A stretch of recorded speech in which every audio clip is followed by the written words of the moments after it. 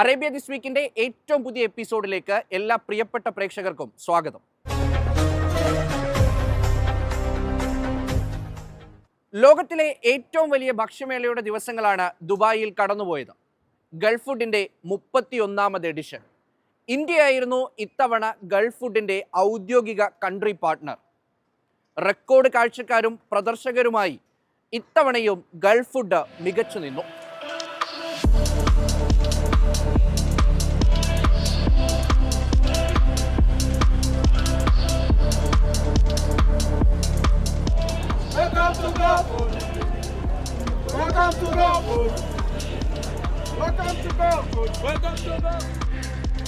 കണ്ണഞ്ചിപ്പിക്കുന്ന കാഴ്ചകൾ, പിഴവുകൾ ഏതുമില്ലാത്ത സംഘാടനം.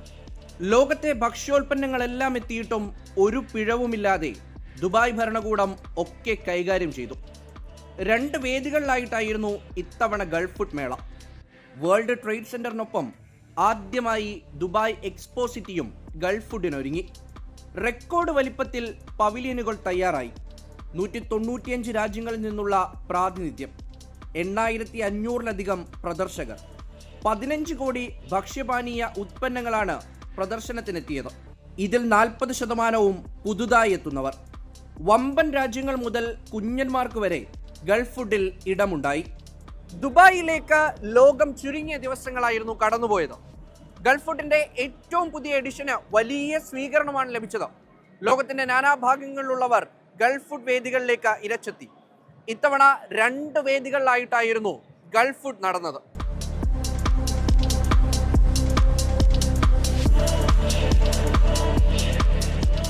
ഞങ്ങളുടെ എക്സ്പാൻഷൻ എന്ന് പറഞ്ഞാൽ we are going to the people.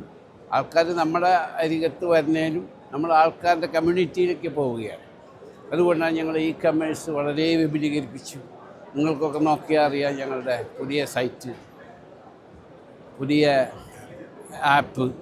അപ്പോൾ അതൊക്കെ ഞങ്ങൾ ഫുൾ സ്വിങ്ങിൽ പോവുകയാണ്. കാലം മാറുന്നതോടൊപ്പം നമ്മൾ മാറിയിട്ടില്ലെങ്കിൽ നമ്മൾ ബാക്കടിക്കും.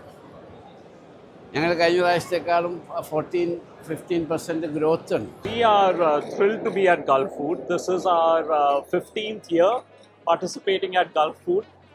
It is the most important event in terms of food exhibitions where buyers and sellers come and meet. So for us, we use this as a forum to showcase our offering and also get new ideas and new inspiration as we look around and see what trends are emerging. One of the highlights this time that we are talking about at Gulf Food is the fact that we've got some recent data that just came out.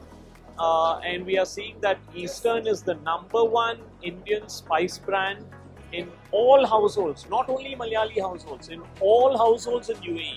Also, our 5-minute breakfast is a big innovation for us. Earlier on, if you're Malayali, you know how long it takes to make puttu. Yeah. Now you can get a puttu solution in 5 minutes, right? You may not believe it, but it is true. And if you have an opportunity to try it out, you'll realize that. So actually you can pretty much say 5 minutes le 3 step perfect. ഇന്ത്യയുടെ കയ്യൊപ്പ് ചേർത്താത്ത ഒരു പരിപാടിയും അങ്ങനെ UAE-യിൽ നടന്നു പോകാറില്ല. ഇത്തവണ Gulf ഫുഡിന്റെ ഔദ്യോഗിക കൺട്രി പാർട്ട്ണർ ഇന്ത്യയായിരുന്നു. ഇന്ത്യയിലെ പ്രമുഖ ബ്രാൻഡുകളും ഒപ്പം തന്നെ സ്റ്റാർട്ടപ്പുകളും എല്ലാം തന്നെ ഗൾഫ് ഫുഡിന്റെ ഭാഗമായി. ഒപ്പം അപ്പേഡയുടെ നേതൃത്വത്തിൽ വലിയൊരു പവിലിയനും ഒരുക്കിയിട്ടുണ്ടായിരുന്നു. ചെറുതും വലുതുമായ 161 പ്രദർശകരായിരുന്നു ഇന്ത്യയിൽ നിന്നുണ്ടായിരുന്നത്. കേരളമടക്കമുള്ള 25 സംസ്ഥാനങ്ങളുടെ പ്രാതിനിധ്യം. പ്രമുഖ ബ്രാൻഡുകൾ ഓരോന്നും മേളയ്ക്കെത്തി. Lulu, Okhla India, RG foods, RKG തുടങ്ങിയ പവിലിയനുകൾ സജീവമായിരുന്നു. വിവിധ രാജ്യങ്ങളുമായി നിരവധി കരാറുകൾ ഒപ്പുവെച്ചു. This year, our focus would be to launch a new edible oil range, which is groundnut, peanut, and coconut oils. And the speciality is that edible oils is becoming a increasing category in GCC, and we want to capture the market share. There's already a lot of brands that are available in the market, but then with RKG, the idea is to bring in the quality that RKG is known in edible oil range. നമ്മൾ 7 വർഷമായി RGയുടെ strong presence Gulf ഫുഡിലുണ്ട്. നമ്മൾ ഓരോ വർഷം പുതിയ പ്രോഡക്ട്സുമായിട്ടാണ് ഈ ഒരു പ്ലാറ്റ്ഫോമിലേക്ക് വരുന്നത്. ഓരോ വർഷവും ഇങ്ങനൊരു പ്ലാറ്റ്ഫോമിൽ RGക്ക് സ്ട്രോങ് ആയി നിൽക്കാൻ പറ്റിയതിലും ഇങ്ങനൊരു വേദി ദുബായിൽ നമ്മൾക്ക് ഒരുക്കാൻ പറ്റുന്നത്, അതായത് ഇവിടെ ദുബായ് സപ്പോർട്ട്, ദുബായ് ആണല്ലോ ഇങ്ങനെ ഒരു പ്ലാറ്റ്ഫോം ഇവിടെ ഉണ്ടാക്കി തരുന്നത്. അതും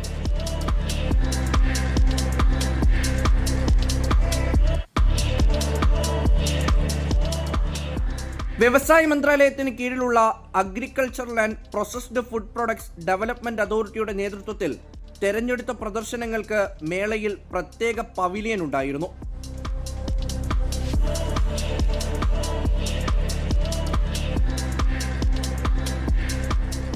ഞങ്ങൾ അട്ടപ്പാടിയിൽ നിന്നാണ്. ഞങ്ങളുടെ ഫേമിൻ്റെ പേര് millet factory and farms India private limited, brand name only. ഈ അപ്പിയുടെ ഒരു ഭാരതി ചാലഞ്ച് എന്ന് പറഞ്ഞിട്ടൊരു ചാലഞ്ച് നടത്തിയിട്ടുണ്ടായിരുന്നു. അതിൽ നിന്ന് ഒരു 4,000 സ്റ്റാർട്ടപ്പിനെ വിളിച്ചിട്ട് അതിൽ നിന്ന് അവർ ഷോർട്ട് ലിസ്റ്റ് ചെയ്ത് 10 സ്റ്റാർട്ടപ്പിൽ അപ്പിയുടെ ഭാരതി ചാലഞ്ച് ത്രൂ ഗൾഫ് ഫുഡിലേക്ക് അവർ ഒരു ഫ്രീ, അവരുടെ ഇതാണ് എക്സ്പെൻഡിച്ചർ മൊത്തം അവരുടെയാണ്. ഞങ്ങൾക്ക് ഇവിടെ ഒരു സിഗ്നേച്ചർ പ്രോഡക്റ്റ് ഉണ്ട്. ഇത് വന്നിട്ട് കമ്പിന്നാണ്. കമ്പും പിന്നെ നമ്മുടെ പാം ജാഗറിയും. ഈ product will taste similar like Horlicks. ഇതിനകത്ത് ഗ്ലൂട്ടൻ ഫ്രീ ആണ്, ലോ GI ആണ്, പ്രിസർവേറ്റീവ് അഡിറ്റീവ്സ് ഒന്നുമില്ല. പിള്ളേർക്കൊക്കെ ഒരു സെർവിൽ they will get 3 grams of protein. We have developed innovative and cost-effective solution to enhance the shelf life of fruits and vegetables. We are having developed 2 type of products here we are displaying now. One is the Fruity Fish sachet. This is the sachet which comes in a secondary package. Just you have to open the package and keep this sachet in the fruits container and close the sachet and close the container, and this will increase the double the shelf life of fruits and also vegetables. We have conducted these trials on 45 different type of fruits and vegetables. ആദ്യമായി എത്തുന്നവർക്കും സ്ഥിര സന്ദർശകർക്കും ഒരുപോലെ ആസ്വദിക്കാനാകുന്നതായിരുന്നു ഇത്തവണത്തെയും Gulf food. The Gulf Food is the biggest exhibition in the world, and there is a lot of exhibitors from all of the world and very good quality of products, so you can find everything what you need. Honestly speaking, I'm walking around. I'm specializing in apples, so but I want to explore other stuff like meat, like beautiful water which you have here. It's wonderful, and yeah, I'm really enjoying the place.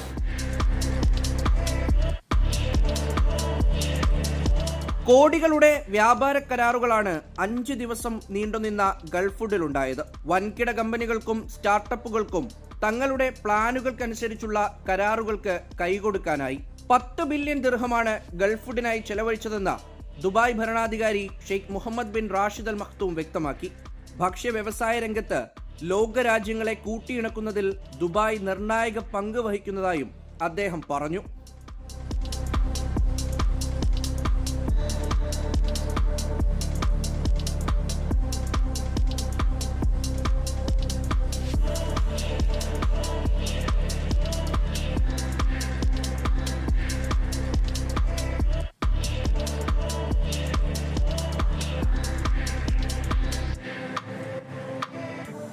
വ്യവസായ വാണിജ്യ മേഖലകളിൽ വെണ്ണിക്കൊടി പാറിച്ച നിരവധി മലയാളികൾ Gulf നാടുകളിലുണ്ട്. എന്നാൽ മരുഭൂമിയിൽ ഹരിത വിപ്ലവം തീർത്ത ഒരു മനുഷ്യന്റെ കഥയാണ് ഇനി കാണാൻ പോകുന്നത്.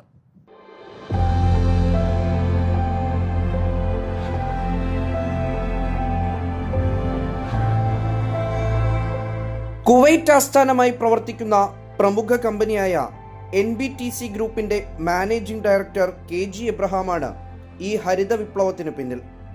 തൻ്റെ കാർഷിക പാരമ്പര്യം കൈവിടാതെ കുവൈറ്റിലെ വഫ്രയിൽ 30-ലേറെ ഏക്കറിലാണ് അദ്ദേഹം കൃഷി വ്യാപിപ്പിച്ചിരിക്കുന്നത്. 1.5 പതിറ്റാണ്ടത്തെ കഠിനാധ്വാനമാണ് ഈ കാണുന്നത്. തരിശായി കിടന്ന ഭൂമിയിൽ പൊന്നു വിളയിച്ച കഥ. കേരളത്തിന്റെ പച്ചപ്പ് മനസ്സിൽ സൂക്ഷിച്ച് അത് പുനരാവിഷ്കരിച്ചു KG എബ്രഹാം.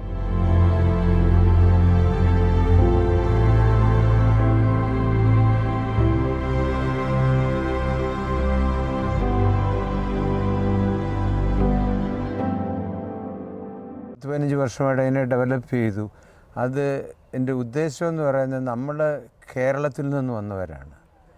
ആ കേരളം എങ്ങനെ പച്ചയായിരിക്കുന്നോ അതുപോലെ നമ്മളെപ്പോഴും എല്ലായിടും പച്ചയായിരിക്കണമെന്നുള്ള ആഗ്രഹക്കാരാണ്. അതുപോലെ തന്നെ നമ്മുടെ കേരളത്തിൻ്റെ ഭംഗി ഇവിടെ കൊണ്ടുവരാനൊക്കത്തില്ലെങ്കിലും മാക്സിമം അത് ഞാനത് ഇത് ചെയ്യുന്നുണ്ട്. കൃഷിയിലാണെങ്കിലും പച്ചക്കൃഷി ഒരു എല്ലാ വിധ പച്ചക്കറികളും ഇവിടെ ഞങ്ങൾ ഉൽപ്പാദിപ്പിക്കുന്നുണ്ട്. തക്കാളി, മുളക്, വഴുതന, ചീര, മുരിങ്ങയ്ക്ക, മത്തങ്ങ, ഉള്ളി, ബ്രൊക്കോളി തുടങ്ങി പലതരം പച്ചക്കറികൾ. കേരളത്തിൻ്റെ തനതായ ചേമ്പും കാച്ചിലും മുതൽ മുന്തിരിയും ഓറഞ്ചും വരെ ഈ മണ്ണിൽ സമൃദ്ധമായി വളരുന്നുണ്ട്. കിലോ കണക്കിന് പച്ചക്കറിയാണ് ദിവസവും വിളവെടുക്കുന്നത്. ലേബർ ക്യാമ്പുകളിലടക്കം ഈ പച്ചക്കറി എത്തിക്കും. പ്രതികൂല കാലാവസ്ഥയെ അതിജീവിക്കാൻ ഗ്രീൻ ഹൗസുകൾ സജ്ജമാക്കിയിട്ടുണ്ട്. വിഷരഹിത പച്ചക്കറി ഓരോരുത്തരും കൊണ്ടുപോകുന്നത് കാണുമ്പോഴുള്ള സന്തോഷം പറഞ്ഞറിയിക്കാനാകില്ലെന്ന് KG എബ്രഹാം പറയുന്നു. നമ്മുടെ ഇവിടെ വിഷമൊന്നും അടിക്കാത്ത മരുന്ന് നമ്മുടെ ആൾക്കാർക്ക് ഉപയോഗിക്കാനൊക്കെ ആണെങ്കിൽ അതല്ലയോ ഏറ്റവും നല്ലതെന്നുള്ളവരുണ്ട്. അതുകൊണ്ട് അങ്ങനെ ആ ഒരു ഉദ്ദേശത്തിൽ കൂടിയാണ് ഇതിനെ തുടങ്ങിയത്. ഇന്നിപ്പം വലിയൊരു സന്തോഷമാണ് ഇവിടെ വരുമ്പോഴത്തേക്ക്. വീക്കെൻഡിലൂടെ വരുമ്പം ഒരു നമ്മുടെ നാട്ടിൽ പോകുന്ന ഒരു പ്രതീതിയാണ്. താറാവ്, ആട്, മാൻ, അരയന്നങ്ങൾ തുടങ്ങിയവ വളർത്തുന്ന ഫാമും ആധുനിക രീതിയിലുള്ള മീൻ വളർത്തൽ കേന്ദ്രവും ഇവിടെ സജ്ജീകരിച്ചിരിക്കുന്നു. താറാവ്, കോഴി, ആട്, മാന് ഇതെല്ലാം ഇതിവിടെയുണ്ട്. സർക്കാരിൽ നിന്നും വലിയ പിന്തുണ ലഭിക്കുന്നുണ്ട്. കൃഷിയെ മറക്കുന്ന കേരളീയർക്ക് ഒരു പാഠമാണ് KG എബ്രഹാം. ഏത് സാഹചര്യത്തിലും എത്ര തിരക്കിലും മണ്ണിനെ മറക്കാത്ത മനുഷ്യൻ. ഒരു പാർക്കിനെ അനുസ്മരിപ്പിക്കുന്ന രീതിയിൽ മനോഹരമായി രൂപകൽപ്പന ചെയ്തിട്ടുള്ള ഈ ഫാം ഹൗസ് മണലാരണ്യത്തിലെ ഒരു അത്ഭുതം തന്നെയാണ്.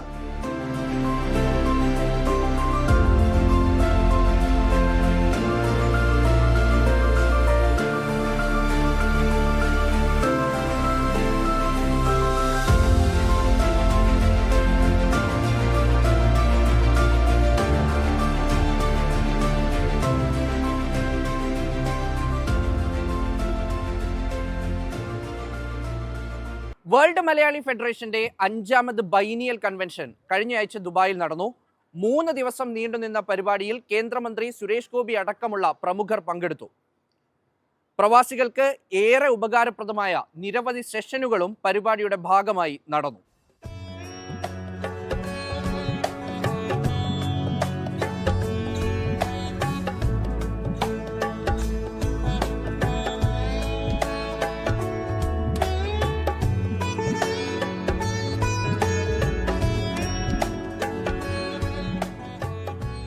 ദുബായ് ദേറയിലെ ക്രൗൺ പ്ലാസ ഹോട്ടലിലായിരുന്നു 3 ദിവസം നീണ്ടുനിന്ന കൺവെൻഷൻ.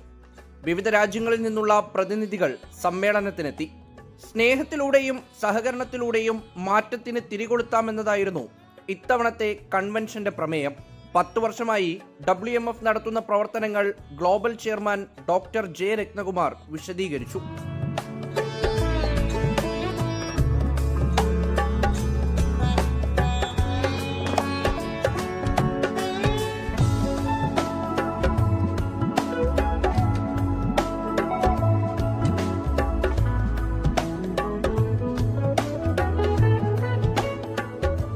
ജാതി, മത, വർഗ, രാഷ്ട്രീയത്തിനതീതമായിട്ട് നിലകൊള്ളുന്ന ഒരു പ്രസ്ഥാനമാണ് വേൾഡ് മലയാളി ഫെഡറേഷൻ. ആനുകാലികമായിട്ട് ഇത് വളരെ പ്രസക്തിയുള്ള ഒരു പ്ലാറ്റ്ഫോമാണ്. ആഗോളതലത്തിൽ 167 രാജ്യങ്ങളെ കോർത്തിണക്കിക്കൊണ്ട് ഒരു ഗ്ലോബൽ ഹെൽപ്പ് ഡെസ്ക് ഉണ്ട്. അപ്പോൾ അതെല്ലാം സ്നേഹത്തിൻ്റെ ഭാഷയാണ്, സഹകരണത്തിൻ്റെ ഭാഷയാണ്. അപ്പോൾ ഈ ഒരു നമ്മുടെ രാജ്യത്തും ഒക്കെ വിഭാഗീയ ചിന്താഗതികൾ വളർന്നു വരുന്ന കാലത്ത് അതിനെ ഒരുമിപ്പിക്കാൻ വേണ്ടിയിട്ടുള്ള വലിയ ഒരു ശ്രമമാണ് വേൾഡ് മലയാളി ഫെഡറേഷൻ നടത്തുന്നത്. എല്ലാ രാജ്യങ്ങളിലും ഒരു കോർഡിനേറ്റർ ഉണ്ടാവും, ആ കോർഡിനേറ്റർ കൂടെ ഒരു president, secretary, treasurer, executive council മെമ്പർമാർ, അങ്ങനെ ഒരു 10-20 പേര് അടങ്ങുന്ന ഒരു ബോഡിയാണ് ഇതിനെ നയിക്കുന്നത്. അതുപോലെ റീജിയണൽ ലെവലിലും അതുമാതിരിയുള്ള ഒരു ബോഡി ഉണ്ടാവും. സെൻട്രൽ 6 റീജിയൻ ഉണ്ട്. സെൻട്രൽ ലെവലിൽ ഞങ്ങൾക്ക് ഒരു ഗ്ലോബൽ ക്യാബിനറ്റ് ഉണ്ട്, ഗ്ലോബൽ എക്സിക്യൂട്ടീവ് കൗൺസിൽ ഉണ്ട്, അതാണ് നിയന്ത്രിക്കുന്നത്. 20ഓളം ആഗോള ഫോറങ്ങളിലൂടെയാണ് ഇതിൻ്റെ പ്രവർത്തനം.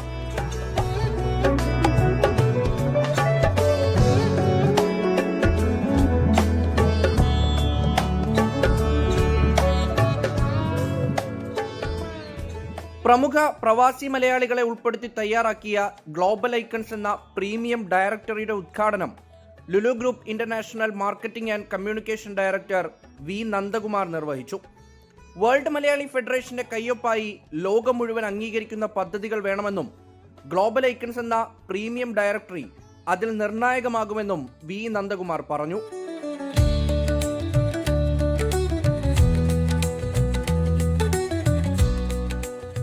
I'm sure none of you have come to hear me speak. ഞാനല്ല ഇന്നത്തെ താരം, so I will not say much thing, but being a marketing professional or a communication, little bit knowledge about it, I was telling Dr. Ratnakumar also, Prince sir, you must launch an initiative which should be known or world should know that initiative because of World Malayali Federation. അങ്ങനത്തെ എന്തെങ്കിലും ഒരു project launch ചെയ്യുക. Amazing people are sitting here to guide you. So that should become every year a project. It could be a humanitarian project, it could be a charitable project, it could be a philanthropical, I don't know what, but do some project which goes beyond general meetings and get together which are important. We love people who come to Dubai or UAE and celebrate every occasion. Adanakoppam, launch a project which will be known as your signature or a project for all the Malayalis around the world. We pride in calling ourselves residents or citizens of God's own country, so we must do something for the world to remember us in a much better fashion.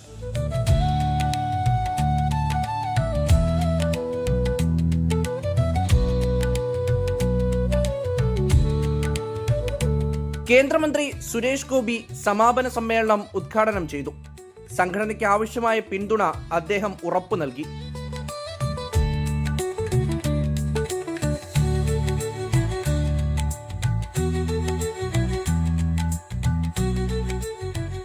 കേന്ദ്ര tourism മന്ത്രി എന്ന നിലയിൽ എനിക്ക് ഉറപ്പുണ്ട്, കേരളത്തിൻ്റെ tourism സാധ്യതകൾ ലോകത്തിന് മുന്നിൽ തുറന്നു കാട്ടാൻ നിങ്ങളെക്കാൾ മികച്ച അംബാസഡർമാർ, ബ്രാൻഡ് അംബാസഡർമാർ വേറെയില്ല. ആയുർവേദമായാലും ഉത്തരവാദിത്ത ടൂറിസമായാലും റെസ്പോൺസിബിൾ ടൂറിസം കേരളത്തെ ലോകത്തിൻ്റെ നെറുകയിലെത്തിക്കാൻ നമുക്ക് ഒന്നിച്ച് പ്രവർത്തിക്കേണ്ടതുണ്ട്. അതിലേക്കായി ഭാരത സർക്കാരിൽ നിന്നുള്ള കഴിയാവുന്നത്ര പിന്തുണ നേടിയെടുക്കുവാൻ ഞാൻ പരിശ്രമിക്കുമെന്ന് ഈ അവസരത്തിൽ ഉറപ്പു തരികയാണ്.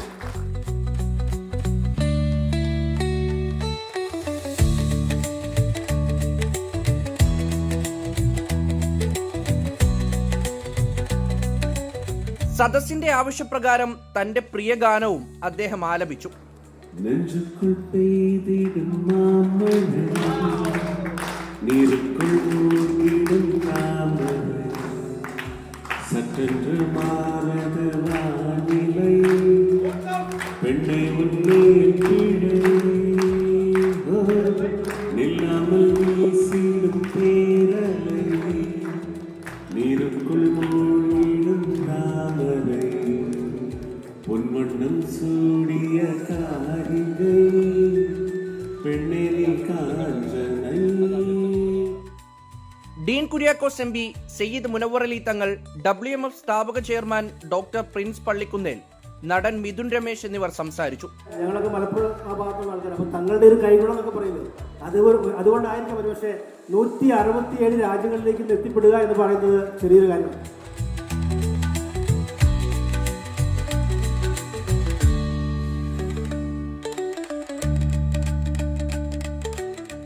പ്രവാസികളെ ബാധിക്കുന്ന നിരവധി വിഷയങ്ങൾ സമ്മേളനത്തിൽ ചർച്ചയായി. മന്ത്രി പി പ്രസാദ്, മുരളി തുമ്മാരക്കുടി, സന്തോഷ് ജോർജ് കുളങ്ങര അടക്കമുള്ളവർ സമ്മിറ്റുകളുടെ ഭാഗമായി. സ്ത്രീകളെ ബാധിക്കുന്ന വിഷയങ്ങൾ ചർച്ച ചെയ്യാനായി നടന്ന വനിതാ സമ്മിറ്റ് ശ്രദ്ധേയമായി.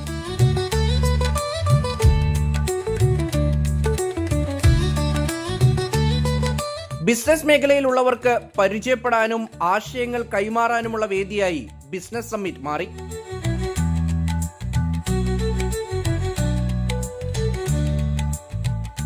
പ്രധാനപ്പെട്ട ഒരു കാര്യമാണ് പ്രവാസി സമ്മിറ്റ്.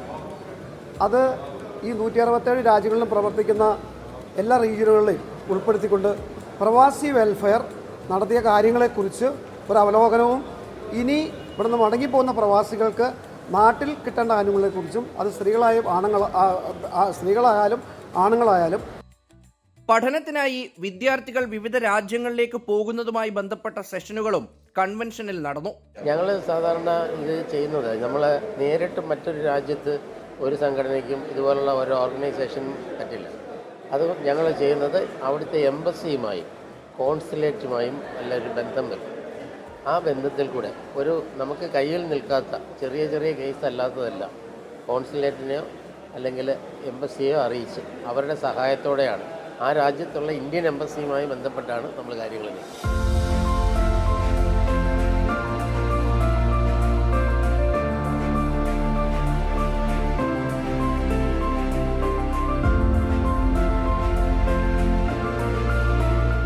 WMFന്റെ പുതിയ ഗ്ലോബൽ ക്യാബിനറ്റും പ്രഖ്യാപിച്ചു.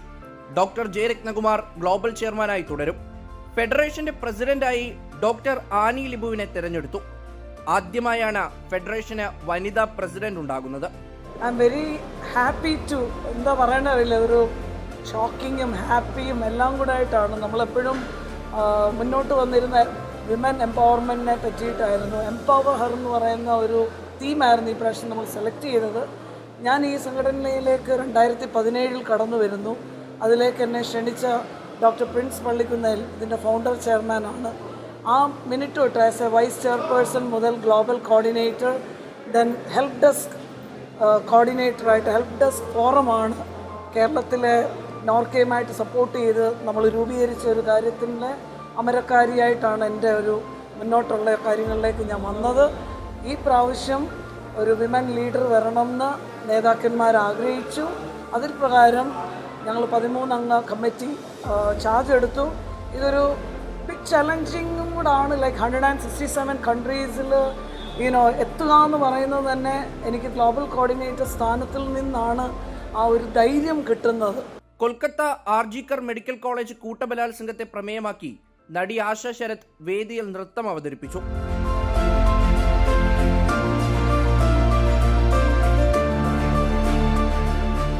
എല്ലാ അമ്മമാരും വേദനിക്കുന്ന ഒരു കാര്യമാണ് അത്. സ്വന്തം മക്കളെ വീട്ടിൽ നിന്ന് പുറത്തു പോയി തിരിച്ചു വരുന്നവരെ, ഞാൻ മാത്രമല്ല എല്ലാ അമ്മമാരും ഇങ്ങനെ ഒരു മിനിറ്റ് എണ്ണിയിരിക്കുന്ന ഒരവസ്ഥയിലൂടെയാണ് നമ്മുടെ നാട് പോയിക്കൊണ്ടിരിക്കുന്നത്. ഈ ഒരു കേസ് തന്നെ കൽക്കട്ടയിൽ നടന്ന ഗ്രൂപ്പ് റേപ്പ്, ആ ഡോക്ടറിൻ്റെത് ഭയങ്കരമായിട്ട് ഹോണ്ട് ചെയ്തിരുന്നു. അതൊരു സംഭവം മാത്രമാണ്.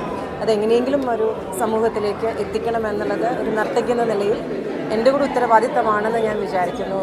എപ്പോഴും നമ്മൾ പ്രേക്ഷകരെ സന്തോഷിപ്പിക്കുന്ന രീതിയിലുള്ള ദൈവങ്ങളെക്കുറിച്ചും അല്ലെങ്കിൽ അങ്ങനത്തെ കാര്യങ്ങൾ മാത്രം പെർഫോം ചെയ്താൽ പോരല്ലോ. സോഷ്യലി റെലവൻ്റ് ആയിട്ടുള്ള സബ്ജക്റ്റ് കൂടെ സംസാരിക്കണമെന്ന് എന്നിലെ നർത്തകി, എനിക്ക് ആ ഒരു മീഡിയം മാത്രമേ പറയാൻ അറിയുള്ളൂ. അതുകൊണ്ട് ഞാൻ സംസാരിക്കുന്നു എന്നുള്ളതാണ്.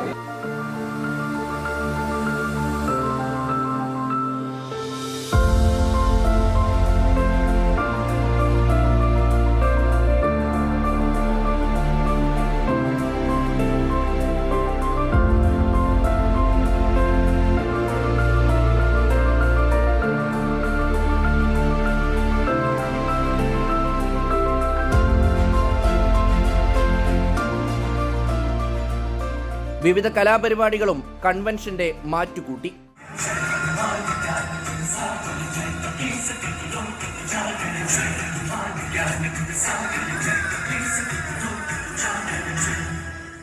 അറേബ്യ ദിസ് വീക്കിന്റെ ഈ അധ്യായം ഇവിടെ പൂർത്തിയാകുന്നു. അടുത്തയാഴ്ച ഇതേ ദിവസം ഇതേ സമയം കാണാം.